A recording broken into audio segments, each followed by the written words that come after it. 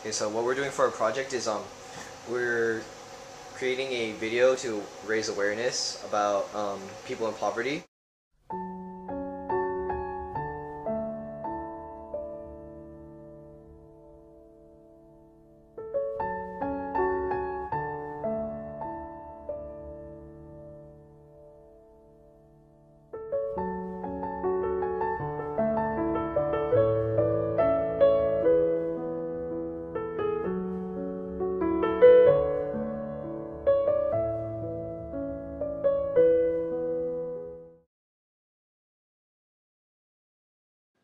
For 5 years, Cambodia was in a bloody civil war, with 200,000 dead and over 750,000 wounded.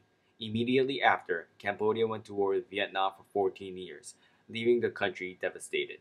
Hundreds of thousands of people and children in Cambodia were stuck in the cycle of poverty and often could not escape due to the effects of hunger, corruption, and lack of education.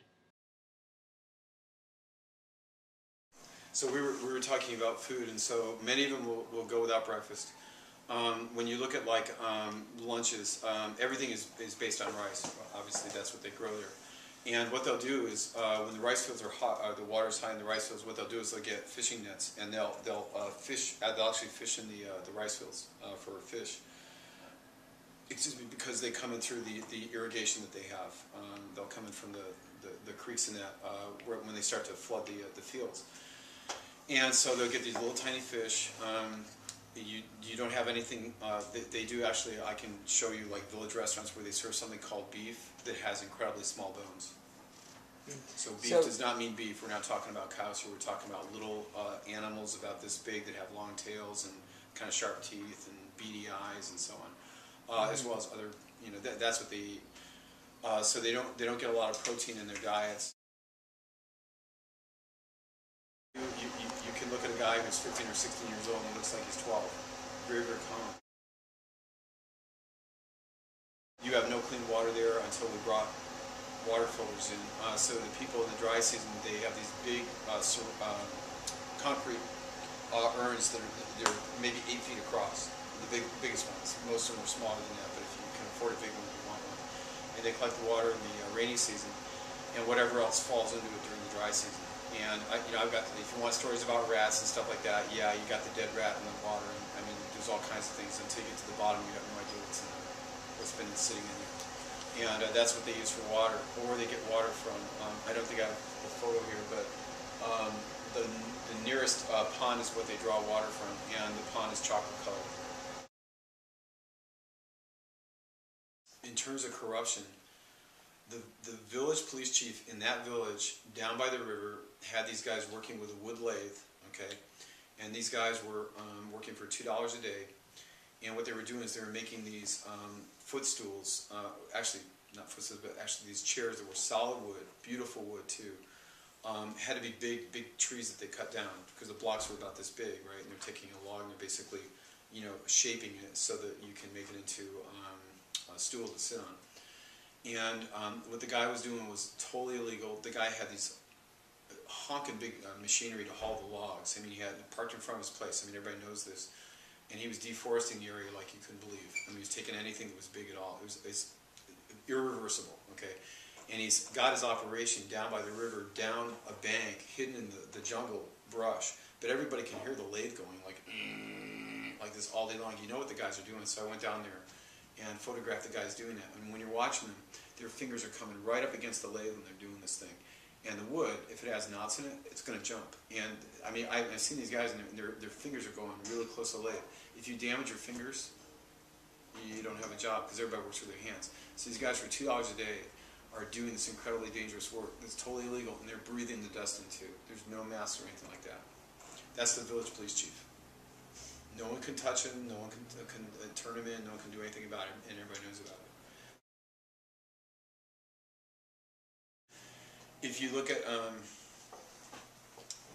at crime, the reason why we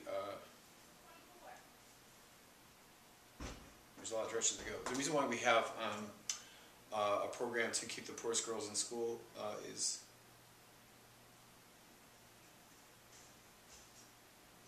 I just had trouble. is because they're very vulnerable to sex slavery. So, let's turn it off.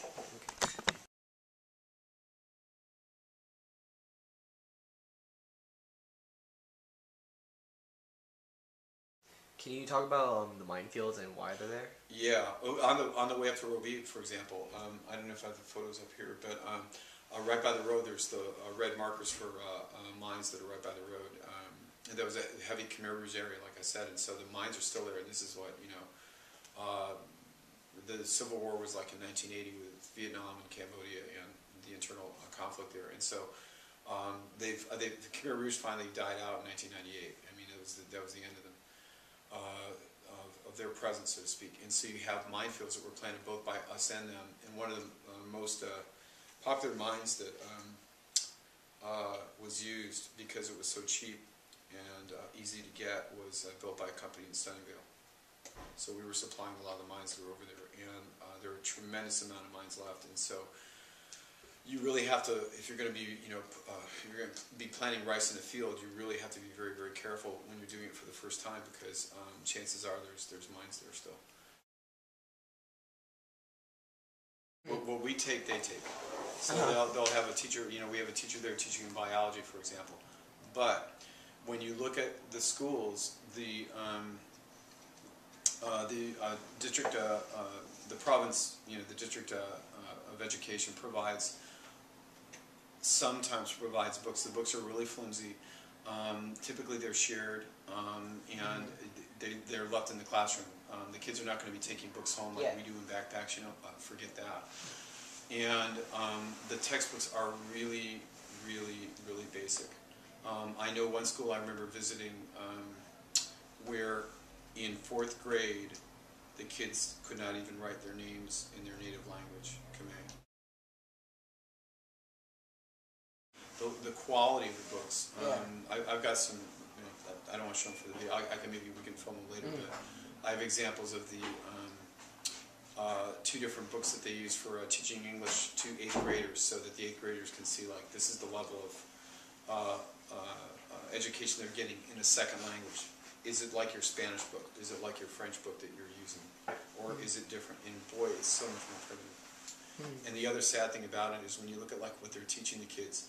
One of the examples of the class I was in, what the guy was teaching was, you know, 2 kids. One kid would say, "I am hungry. What do you want?" "I want ice cream." And then what they did is they had everybody go in pairs doing that. And this is in 8th grade. And that wasn't beginning English. That was level 3 out of 7, I think.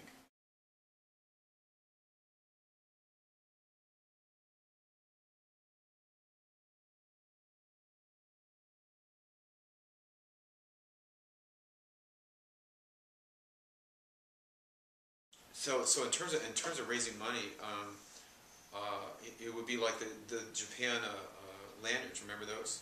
You guys remember those, right? Yeah. I mean, it's like $5 for a lanyard to help Japan out. Yeah, that's easy. I'll do that. You know, who cares if the lanyard costs $1 to make or something like that? It's like, yeah, I'll support that. I mean, there's stuff that people are. I think most people, their hearts are good and they want to help out. They just don't know what to do. They don't know how to help out. And so if you give them, like, buy this lanyard, it's going to go here, and all the money's going to go to this. It's like, yeah, I'll do that.